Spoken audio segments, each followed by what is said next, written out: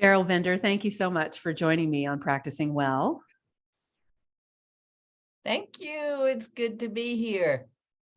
It's great to connect with you after so many years of seeing your name around. And, your book is like a reputation that precedes someone. I mean, people have heard about your book for so many years, and it had so much influence in the, if we can call it, early modern yoga world, because you published it so early, relatively speaking, relative to other kind of blockbuster bestseller type books, the likes of which were coming out at that time. But yours really did make a mark, not just because of what you were teaching, but of how you coined it. So before we get to your coining of the term power yoga, can we talk a little bit about your pathway to yoga in the first place? Were you born a yogi, or how did it go? I have probably been a yogi for many, many, many lifetimes. I am slow in getting things, and I feel like I've been on this path for such a long time. So I guess I would say, yeah, I was born a yogi, although I didn't realize it until probably about 1971 when I met my teacher. But it's interesting how you look back at your childhood and you think, I was an only child. All of my friends were imaginary animals who I had long, deep conversations with. I spent a lot of time alone. I would sit in the woods, and we lived in what at that time was rural New Jersey. And I would look up at the stars in the sky and wonder why we were here and where we were going and what was the point of it all. And I can think back and remembering having questions, sort of the classic metaphysical questions at a pretty early age. My mom died when I was 15. My father died when I was 30. I have no brothers and sisters. I have no children. I have no aunts or uncles now. So it has been a pretty solitary path. I have a wonderful Sangha that is worldwide, but yeah, I think as you find a practice and you begin to train your mind in concentration and learn about the importance of being in the present moment and learning to focus and learning to meditate and understanding the workings of dharma and karma, and that you begin to realize that the only thing to do is to get your attention in present time, to train your mind in concentration. And as a result of that, you can move through this 8-limb path we call Ashto Anga or Ashtanga yoga or Raja yoga or classical yoga. And you have a methodology, you have a way to consciously evolve and to grow. I know I'm sort of getting off the track of the answering the question, but no, not at all. Yeah, it's an interesting journey how we very slowly become, with some effort, become more and more conscious, more aware, more present, more mindful, and how that changes your life for the better. You become happier and healthier, and realize the importance of community and purpose and loving kindness and all the good things our grandmother taught us to do. It makes me think about that community and loving kindness thread, if you can call it that. The young people call it threads, by the way, or seeds or whatever. I wonder if that comes with time, or do you think did you know that that's what was, were you cultivating community in 1971 when you found your teacher? And then, 1979, I think, when you started Ashtanga. Can we talk a little bit about that? It's two questions in one, right? One's like kind of now and your awareness of that worldwide Sangha that you have and community and loving kindness. And it makes me think a lot about the effort it does take to be in the present moment, because suffering pulls you in so many different directions. And so maybe let's go to loving kindness and community in a minute and start with 1971 and 79 and what you were doing when you started yoga, how you found it and what you thought about it, what it did for you, what you were doing for it. I don't know, all the things. You know, as David Swenson likes to say, if it weren't for yoga, I'd probably be dead or in jail. But, but yeah, I was pretty lost. It wasn't until I met Muni Sri Chitrabhanu, who was my spiritual teacher in 1971, that I began to wake up. I mean, I had a very profound experience in connecting with him.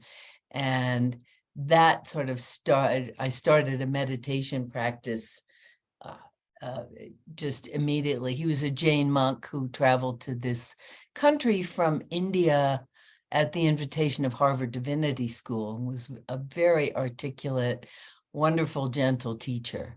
The two main tenets of Jainism are ahimsa, or non-harming, non-violence, and something called Anekantavada, which basically means relativity of thinking.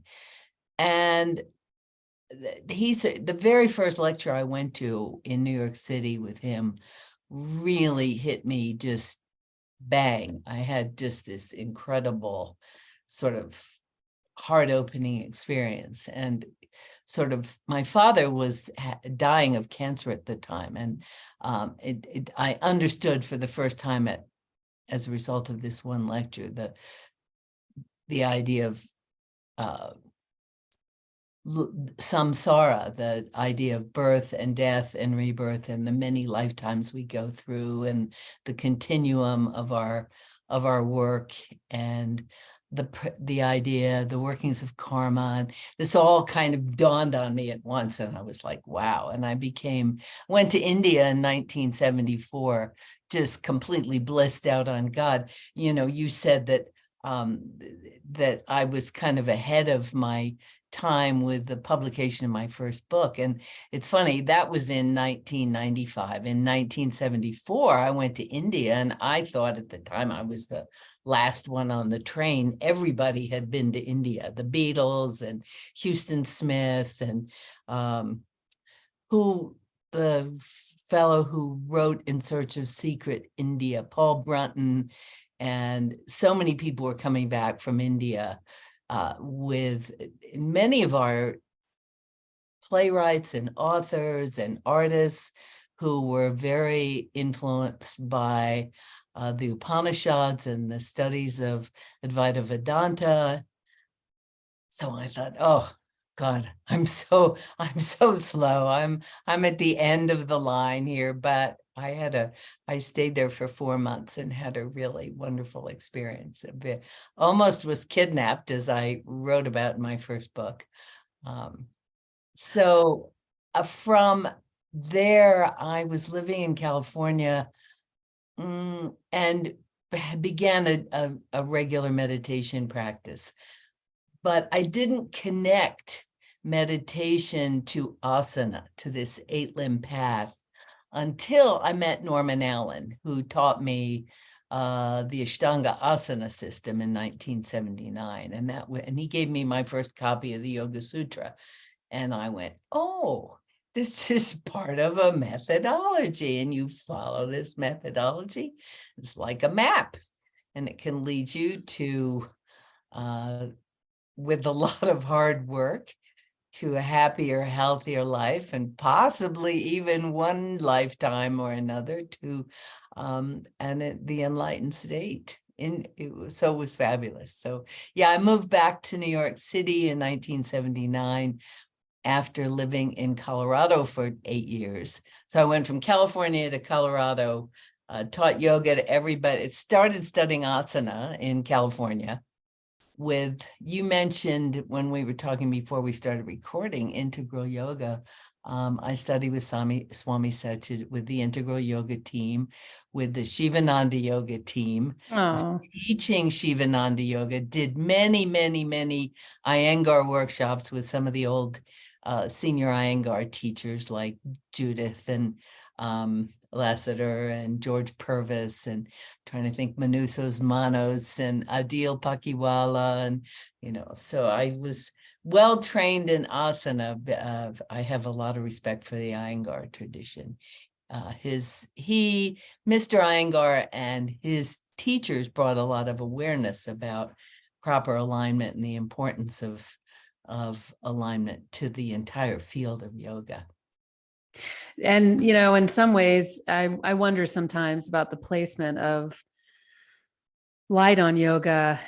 Iyengar's sort of seminal book as one of, I was talking to Andrea Ferretti, the former editor of Yoga Journal, and she's now a Yoga Land, and she's got this great Substack now. So she's just very interesting on the cutting edge and really kind of in the pulse of what she calls health span practices. And so she was obviously deep in yoga for a while, but she was talking just about how hard they would work at Yoga Journal to pick the images that best represented, or a picture tells 1,000 words kind of a thing, like the best image of, handstand, or the best image of whatever, to try to explain the thing. And of course, not coincidentally at that time, Yoga Journal was owned by John Abbott, who was the investment banker, sort of Iyengar connoisseur. So that's where the value was really being placed, I think, in the yoga sphere then. So I just a quick word. I remember that clearly because I was the asana writer. I wrote the asana column for Yoga Journal for several years, and I remember the search for images, the search for models, the search for people that could best represent, what we were trying to convey. It's fascinating to think like, well, I don't know if you weigh in on where we are now with what's getting conveyed through yoga, because you are, well, yeah. What do you think about that? What do you think about now? It's just like that. Those were, as Andrea and I were saying, those were static images that were poured over. She was saying, we'd have 50 models who would submit their handstands. And I was definitely going to pick, just as you said, the one that conveyed exactly what we were trying to convey. But what now with the scrolling image, with the reels on Instagram, with all these moving images? Do you think it's better that we have more of these images out there, or worse, or just different? I think it's just what we have now. I know that's kind of not a very sophisticated answer. Through this, everything is expanding. Our universe is expanding. Hopefully, we're all expanding as well. Everything is changing all the time. And, you can argue, I think our work as yoga practitioners, and what I try to teach in our trainings and in my retreats and travels, is that, the important thing is to have a practice, to find a practice and become disciplined in your practice, whether it's meditation or asana or pranayama or doing service, to be working on yourself. I think the most interesting people to be around, and that certainly seem to gravitate together when we run retreats and things, are people that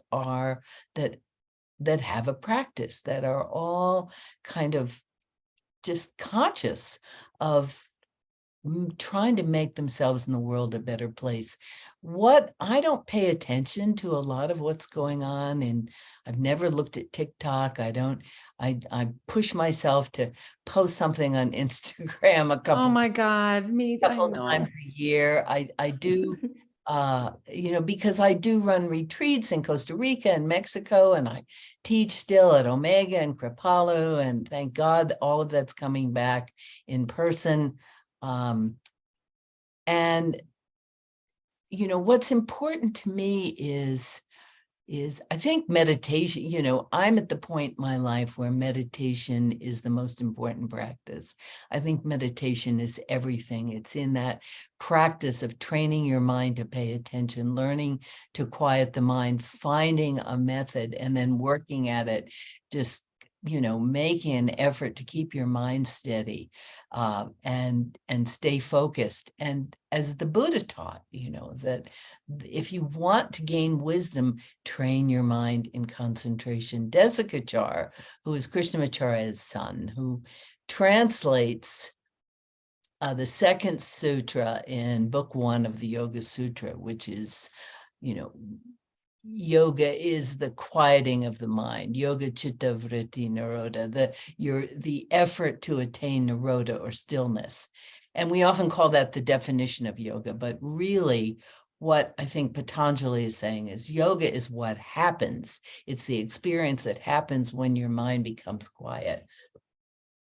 And as you work to cultivate, as you work through the practices, you work through the methodology, begin to cultivate compassion and loving kindness and joyfulness and equipoise. And then you start, you lay on top of that, the practices of tapas, the practices that actually burn the impurities and enable you to increase what's called the restraining samskaras, the samskaras that are the effort to quiet the mind. And the more you're able to increase the amount of the restraining samskaras, the arising samskaras, these impressions from previous lifetimes and from last week and everything we've said and done and experienced, which determines what happens next, you're able to slow down this rising flood of conditioned phenomena. Everything we do is a result of something that has happened previously, of this conditioned phenomena. So it's the effort to pay attention, the effort to be present, that really, I think, brings you closer to a state of contentment and happiness. I heard someone ask the Dalai Lama once, what's our ultimate purpose? And I thought he was going to say, well, to reduce suffering. He said, well, to be happy. And if you don't know the Dalai Lama, you can think, well, that's kind of self-serving, to just, is that all that there is for me to be happy?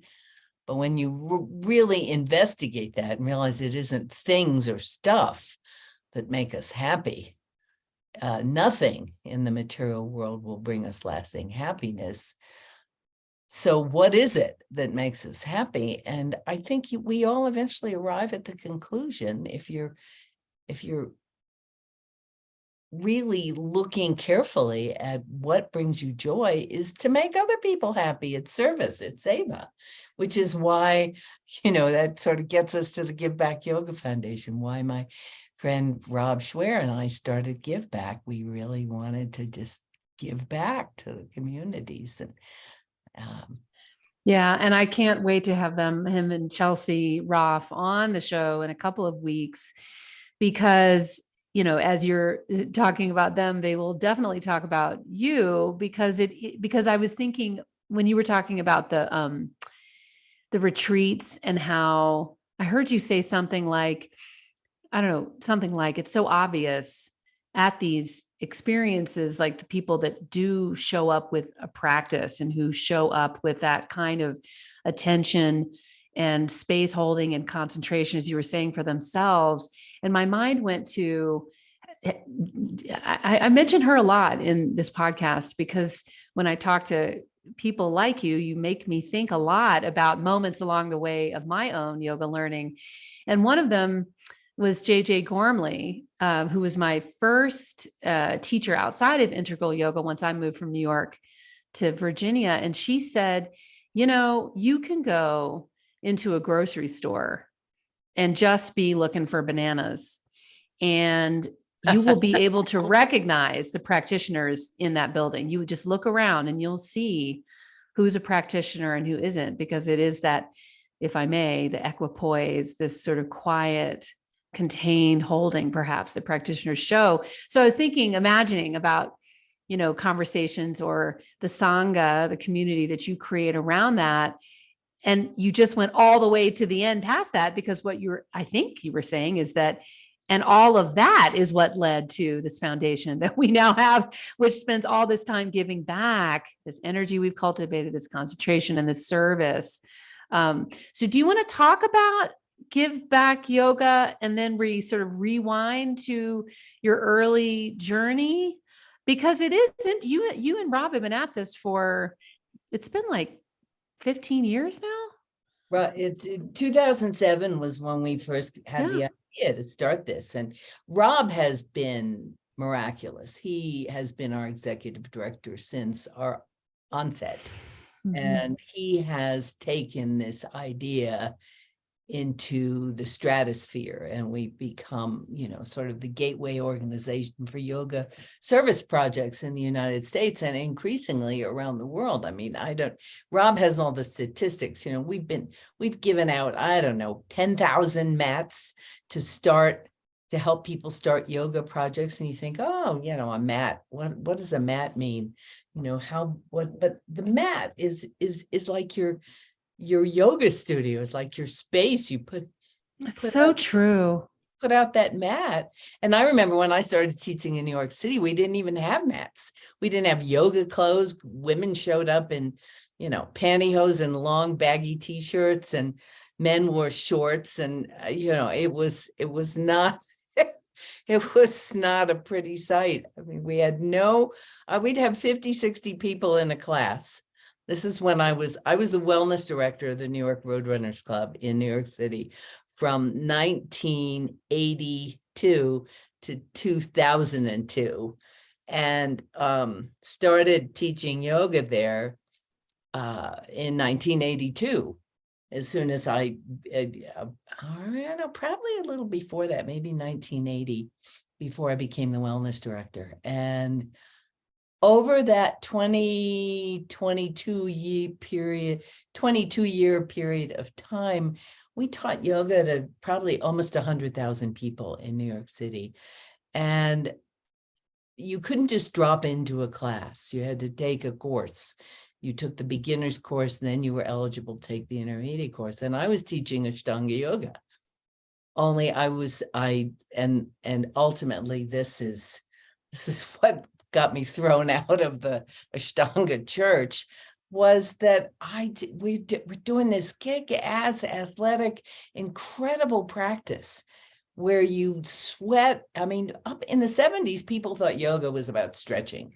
It was very mellow and soft, and was something mostly women did. But now here comes this Ashtanga asana practice that is a very athletic practice.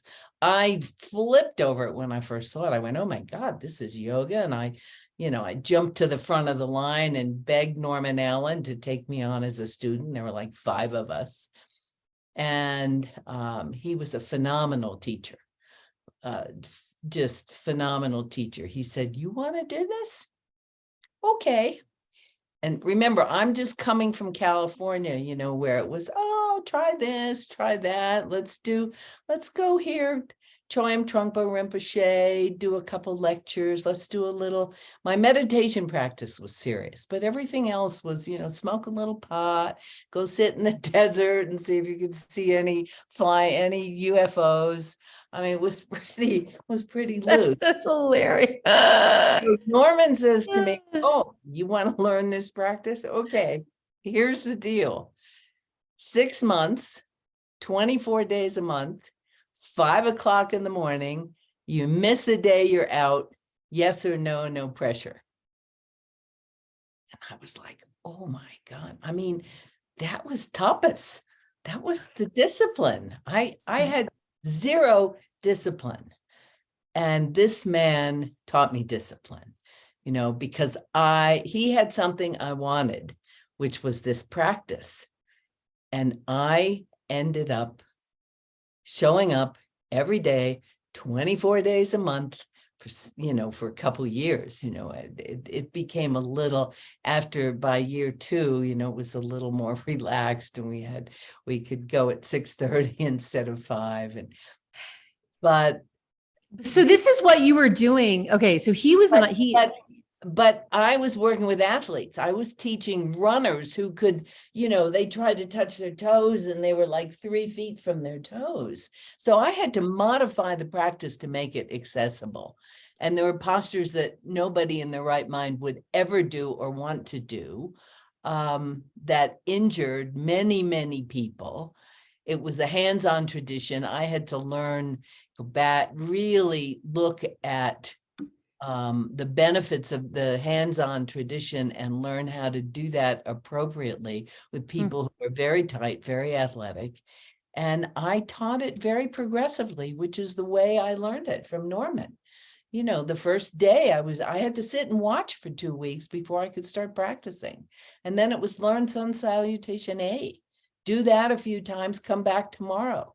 And do that, and then learn B, and then learn some standing postures.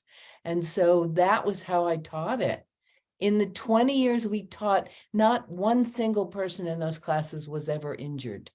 But I did modify the postures and I did make them accessible. And I think I did, made a huge contribution to the athletic community. Oh, totally. But the conservative right-wing segment of the Ashtanga community, which was primarily male, was not happy. The fact that I wrote a book, that I called it Power Yoga. Oh my God, that was heretical. But when you go against an existing paradigm, you need to expect to face resistance, sometimes very well-funded resistance, as I've learned being an animal activist and environmental activist. But, it was very painful for a number of years because, I would go into a workshop with, ready to defend my position, like going, hey, this was a valuable practice for athletes, as it could help them prevent injury and recover from injury. So there you go. That's the story of how power yoga came to be.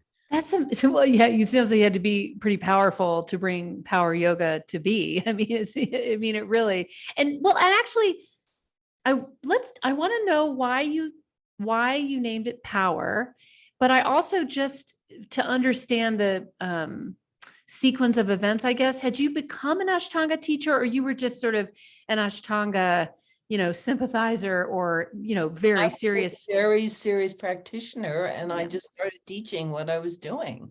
Right. I've never been certified as a teacher by anyone, except I've never. I mean, I always thought it was ridiculous. You just, and I say that, having taught many, many, many people how to teach yoga. And I don't mean just teach asana, which, we had the yoga teacher training programs that I developed were so comprehensive, so filled with the 8-limb path. We taught leadership, we taught trauma-informed yoga, we taught adaptive yoga, we taught Ayurveda, we taught meditation, we taught, I've had people, I have done many 300-hour trainings, and I've had students come who've had their 200-hour certifications that had no clue about what are the yamas or the niyamas. Name the 8-limb path. Who's Patanjali? What's the textbook for classical yoga? Just clueless about, and just barely able to run an asana class. So, I took a lot of pride in the fact that we had some of the best teacher training programs in the country. There are others that are very good, but about 75% of the yoga 200-hour teacher training programs in this country are completely worthless based on the students they put out there. So I just started teaching. There was no certification to become a certified teacher back then. You got good enough to, and practice long enough. I'd been practicing when I started teaching for 3 years. So I felt pretty confident. I'd studied Iyengar Yoga. I studied Shivananda Yoga. I've been studying meditation for 11 years. And then I began studying, the Yoga Sutra. So I felt I had, and you gain experience as you go along. You obviously make mistakes which is how you get wiser, I guess.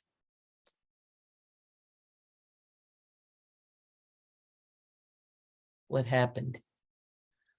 My mouse is dead. Oh no. Okay. She wrote a wonderful sign. And so my mouse isn't dead. So I should ask Kim a question. Okay, what is she saying here? And I can't mute it. You're muted? Oh, she says, wait a minute and we'll try and figure it out. Okay. So I would like to. Okay. I am so sorry. Hold on one second. Just 1 second. Oh my God. So it is fascinating to hear about your story as a teacher and how you came into that, because one of the questions I try to kind of drill down into in these talks is what teachers with as much seasoned experience as you have think about the intersectional journeys that so many young yoga students, yoga interested, and even yoga teachers come into. And you sort of got to where I was trying to go anyway, which is, what does 200 hours in a structured teacher training really qualify you to do? Do you have an opinion about that? Yes or no, I guess. And then I want to get back to the Ashtanga journey, because I want to talk about power yoga and your thinking on that word and how that came about.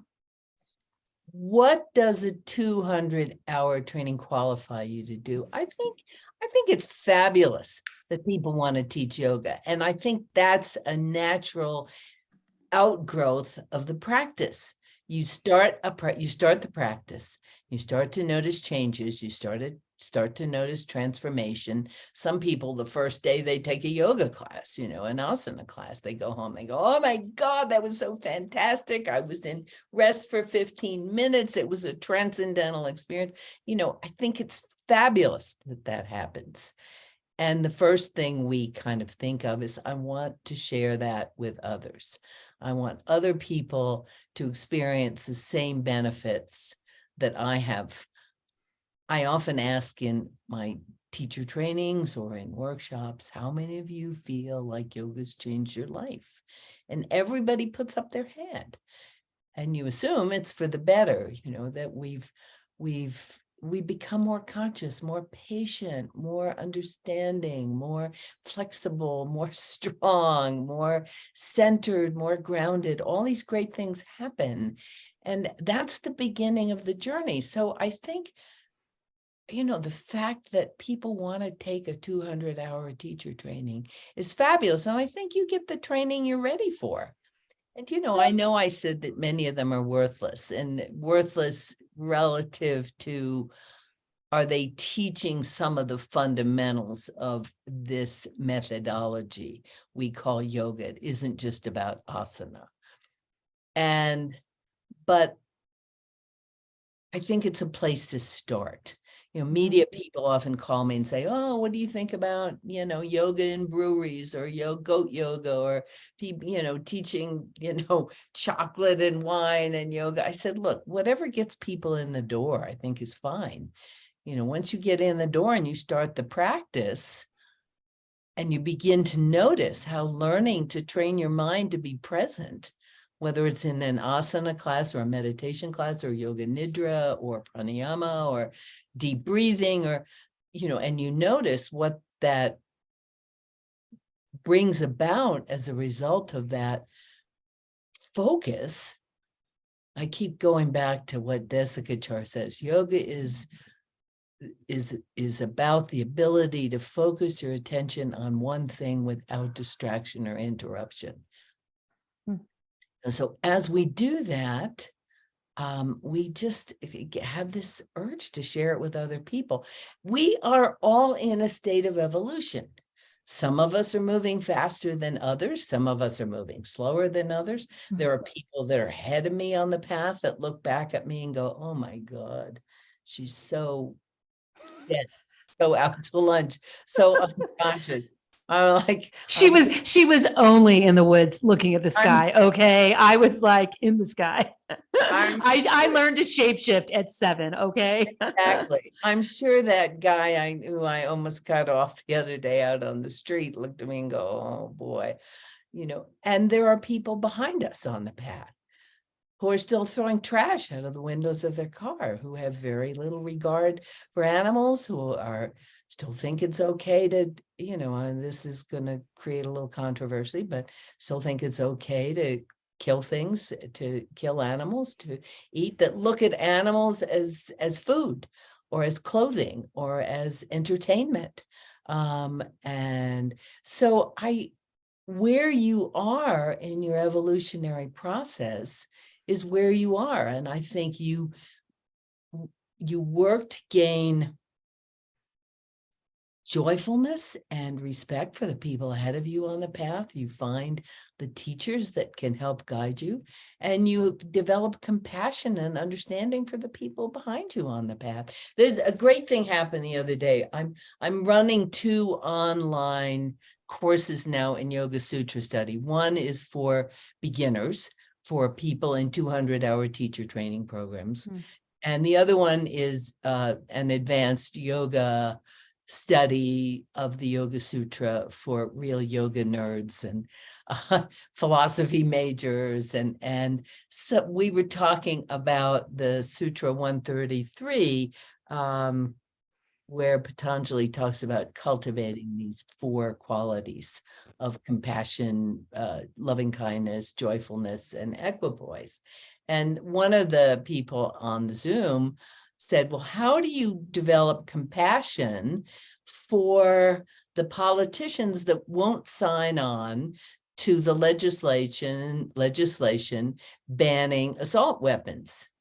And she said, I'm going to go real political here. And so we really looked at that for a while. How do you develop compassion for people who seem to think that the right to own a gun supersedes everything? There is nothing that can to put any restrictions on that whatsoever. And you think, well, no, you have compassion for why do they think that way? How were they raised? Where did they grow up? What did their parents tell them? What have their experiences been? What is their karma? What are their samskaras? We see what we see. If I'm on the 2nd floor looking out, I'm looking out my window right now and I see a fence that's right up against the window and a little blue sky over that. Now, someone standing on the roof can say, oh my God, there's this beautiful sunset and there's a lake out there and trails that go out across the high desert. And I'm in Santa Fe, New Mexico at the moment. And I can insist that reality is, no, this brown wooden stockade fence. And someone up there can insist, no, you got it all wrong. But we are where we are in our evolution. So to understand that everyone is evolving and that we do have a choice, yoga gives us a choice. We can work on our own evolution and speed it up a little bit and work to become more conscious, or we can just kind of, go out in the backyard and wait for stuff to happen. Exactly. Just wait. Yeah. Wait for it. Yeah.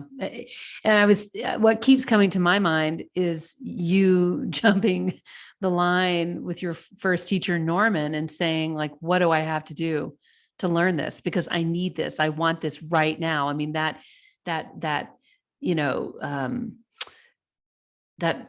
approach, there's so much fire in that. And I think that I wonder if students now can find that opportunity as easily as you were able to find it then, if they really have that burning zeal. I think so, don't you? I mean, I just think Yeah, well, I think that comes from, I think that's a combination of a lot of things. I think mostly it comes from your karma, the samskaras that are arising. What are your prior experiences? I think certainly I have been in India in previous lifetimes, been on this path for many lifetimes. I have learned a few things prior to this lifetime, not much, but maybe a little bit. I'm very privileged. I'm very privileged in the life I live. I'm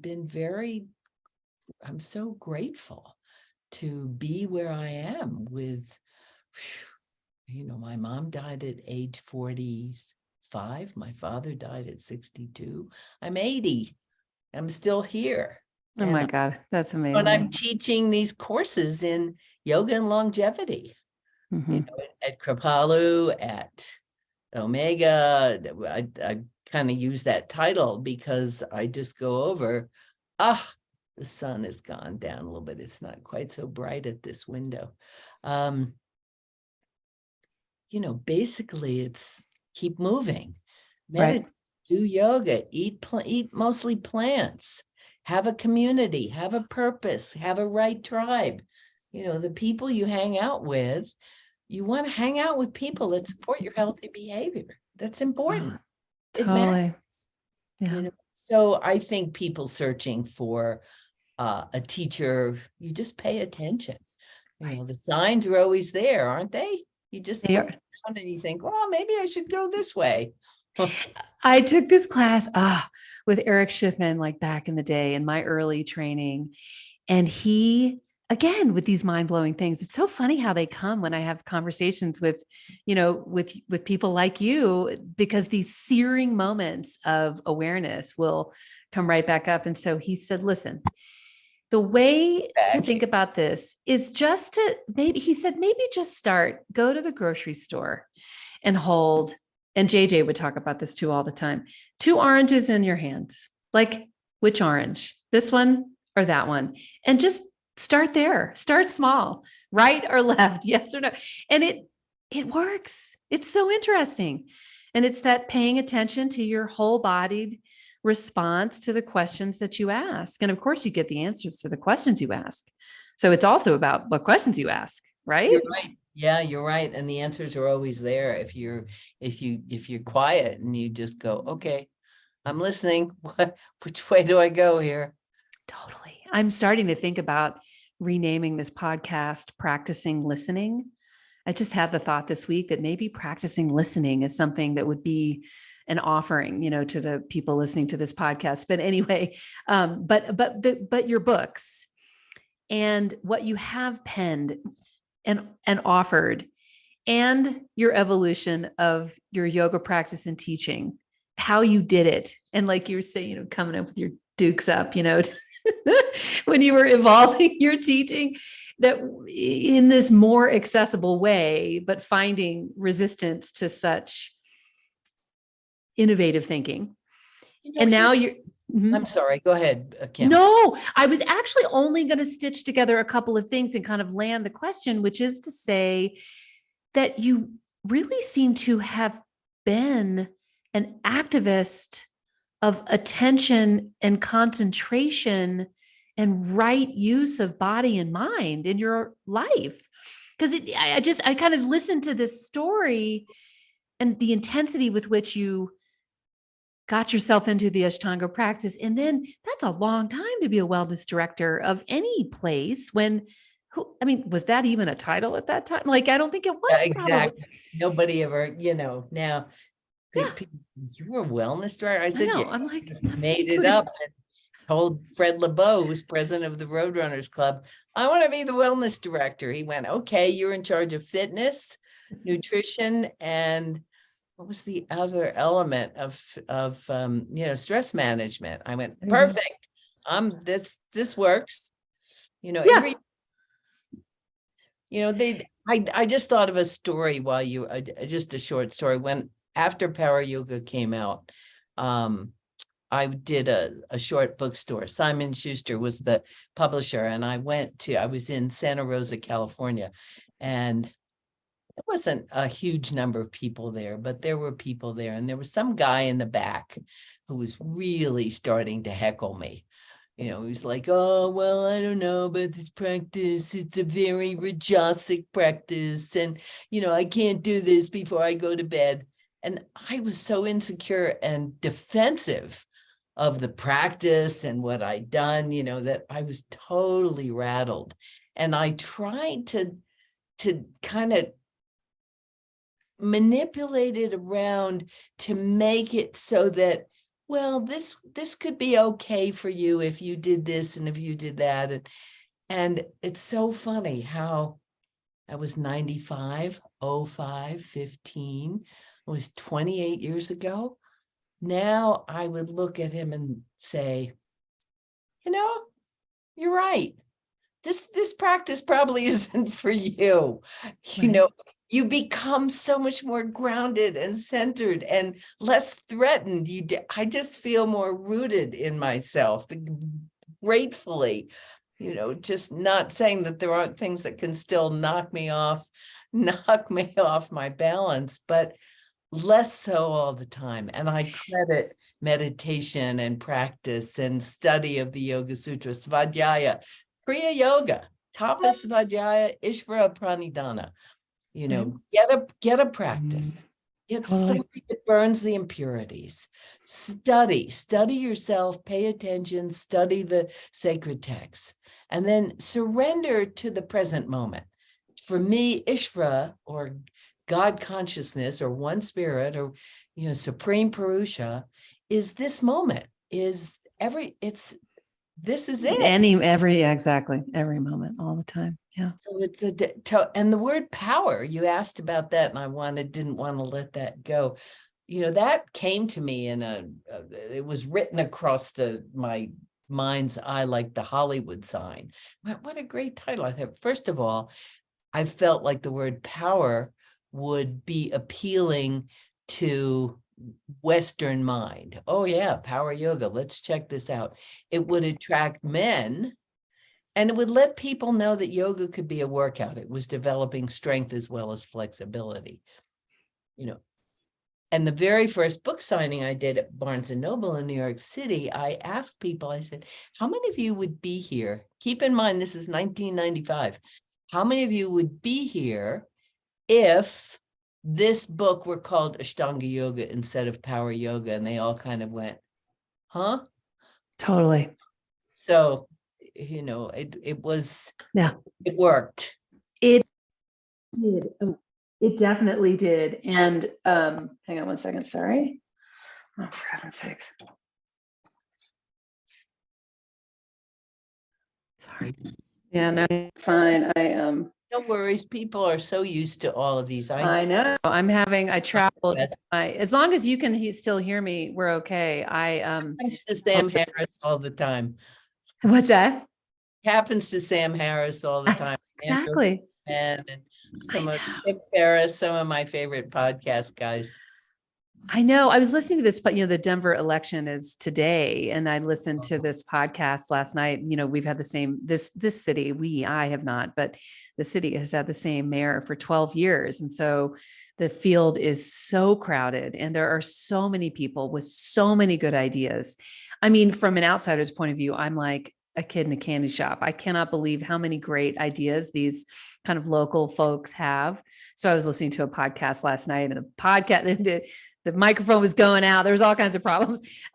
Yeah, I mean, what I was saying about the power yoga thing is that that's exactly what it did. I mean, it's amazing that it came to you that clearly, because it really is that three-pronged. It appealed to people who spoke English. I mean, you're using an adjective that they knew and were using in their daily lives all the time. It definitely, of course, appealed to men. And as you said, there were so many women practicing yoga. And also what was your third reason for using power yoga? Shoot, I forgot the third one. It was so good. what did I say? It was appeal to Western mind. It let Mhm. people know it was a workout, that it developed strength as well as flexibility. Strength, that's what it was. Yeah. And I think I wonder, I mean, I guess eventually that practice would have made it into the modern yoga practice, but it's just incredible what that one book and that one class label has done for yoga in modernity. I mean, it's no joke. I mean, power yoga is what you see everywhere still. Still is around, isn't it? You know who I have to give a little credit to is that Brian Kest in California also started teaching power yoga around the same time I did. In fact, we talked about it. He was trying to trademark the name because he had just put out, Warner Brothers had just spent, I don't know, a couple $100,000 making several videos with him. And they wanted to trademark the name. And I was able to show that we had actually used the name in commerce, in ads and so forth, before they had applied for a trademark. And so they weren't able to trademark it. And I then said, well, look, why don't you let me apply for a trademark and I'll lease you the rights for $1. And then we'll both have the rights to the name. Warner Brothers said no, that they did not want to they did not want to co-own the name. So it never was trademarked, which in many ways was probably a good thing, because in some ways it wasn't a good thing, because then power yoga could mean anything to anyone and everyone jumped on the bandwagon, and it could be, teaching jumping jacks with a little stretching. So I was kind of caught in the middle. There were times when I was like horrified that I was associated with power yoga. And other times I was so, hey, wait a minute, I invented that, Yeah. That is I'm so glad we got to that part of the story. That's really interesting. Do you want to kind of end by talking anything about your later books, or this Yoga for Longevity, these classes? No, my favorite book, my favorite book is Beyond Power Yoga, which is the one that I just couldn't come up with a great name for that one. And why not? I think it all went into power yoga. And then Simon and Schuster said, well, what were they going to call it? They were going to call it Power Yoga 2, or to me, it sounded like, retread tires. I said, if you call it that, I'll kill myself. And so one of my friends said, why don't you just call it Beyond Power Yoga? And I was a big fan of the Buddha's last words, which were beyond, gate,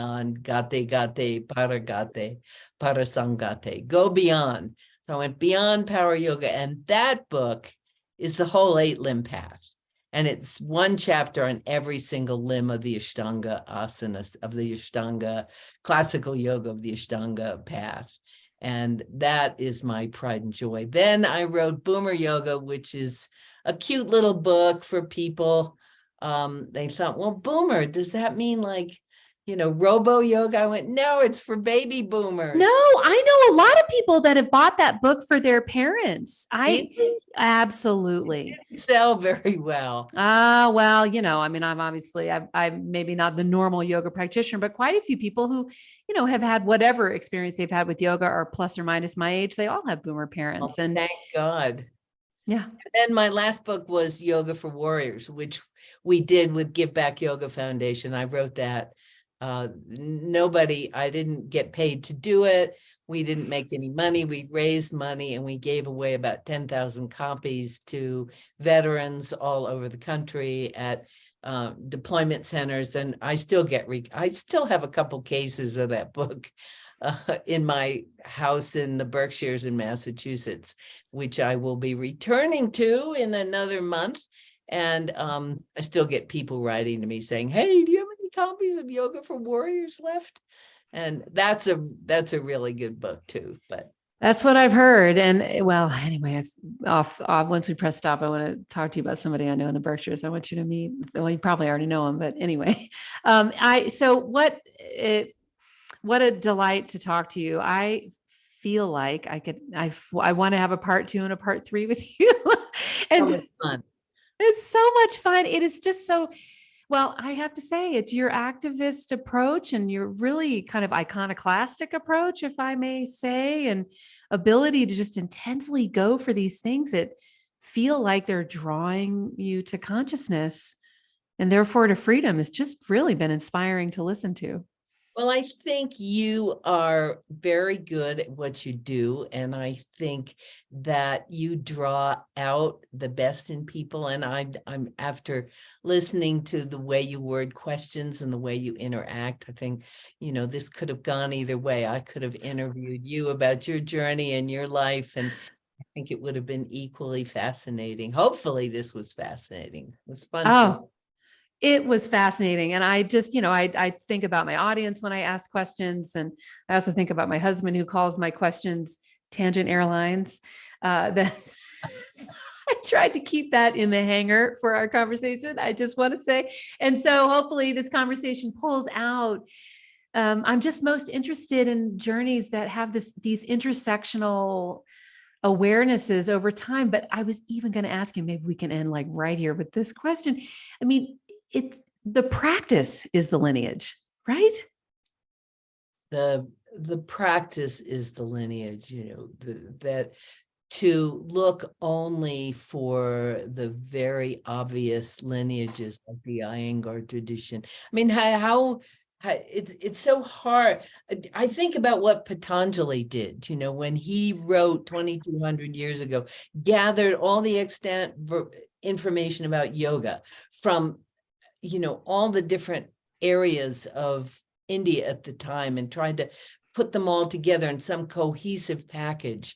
That lineage is so difficult to trace because it's like family trees. It's like this one over here and that one up there. And well, this one went off and started that. And who's the successor to this one? I think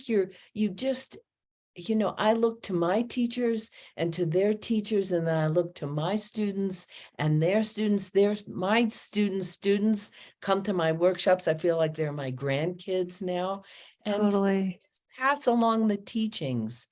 And I think to take too much pride in a particular lineage or another is like being too attached to your particular religion or your particular family name or your sports team it again sets you apart. There's me and my team and my lineage, and then there's other.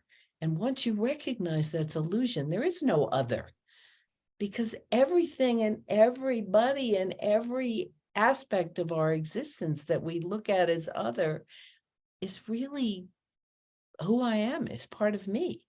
And so once you have that experience of yoga, of boundlessness, and realize that if one of us is hungry, we're all hungry, then it changes your perspective and you're not so concerned with, what team you're on. Totally. That is a great place to end. Beryl Bender, thank you so much for spending time with me. Sorry about the microphone thing, which no one will know about because we'll edit it out. Loved it. So much fun. And thanks, Kim, for inviting me. Good luck with Rob and Chelsea and Give Back Yoga Foundation. Make sure, folks, that you tune in for her next segment. And I hope to see you in Denver. I'm driving back to the Berkshires, so I'm going to pop up to Denver to see Rob, and maybe we can actually have a cup of tea together. Oh my God, please, let's do it. That'd be so fun. End Okay. End of this month sometime. I'm not sure. Great. Exactly. I'm here. To be continued then. Thank you so much. Thank you so much.